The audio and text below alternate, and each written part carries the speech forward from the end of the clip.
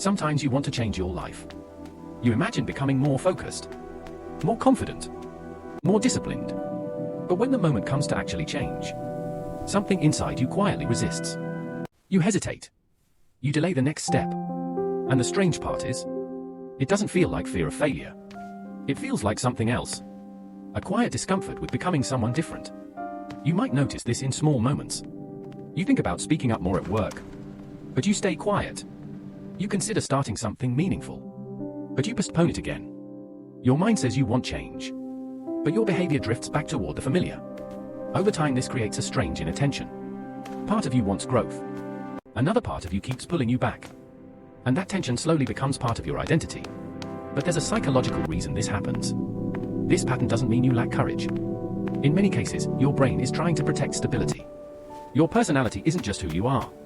It's also a set of predictions your brain makes about how life works. For years, you've built an internal map of yourself. How you behave. How people see you. What role you play. And suddenly changing that map can feel unsafe, even when the change is positive. In psychology, this relates to something called identity stability.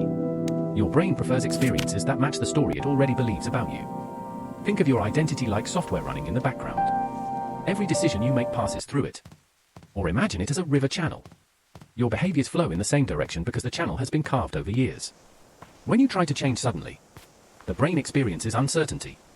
And uncertainty activates the brain's threat detection systems. Not because change is bad, but because it's unfamiliar. So instead of forcing sudden change, you work with the brain's design. First, change behavior before identity. Take small actions that slightly expand your role. Second, expect emotional friction. That uncomfortable feeling during growth is your nervous system adjusting to new patterns. Labeling the feeling helps the brain process it instead of avoiding it. You might think, this feels strange because I'm doing something new. Third, collect small evidence. Your brain updates identity through repeated proof. Each small action becomes data. So the real challenge isn't becoming better. It's becoming unfamiliar to yourself. Your brain is trying to keep the old map intact. But maps are meant to evolve. Each small action redraws the lines. Not dramatically, just quietly. Until one day you notice something strange. You're behaving like someone you once thought you couldn't be. The fear of becoming someone different isn't weakness. It's simply the mind protecting what it already understands. But identities are not fixed structures. They're stories that update through experience. And sometimes the most important moment of change is the moment when the new version of you feels slightly unfamiliar. Because that unfamiliar feeling might be the first sign that your life is moving somewhere new.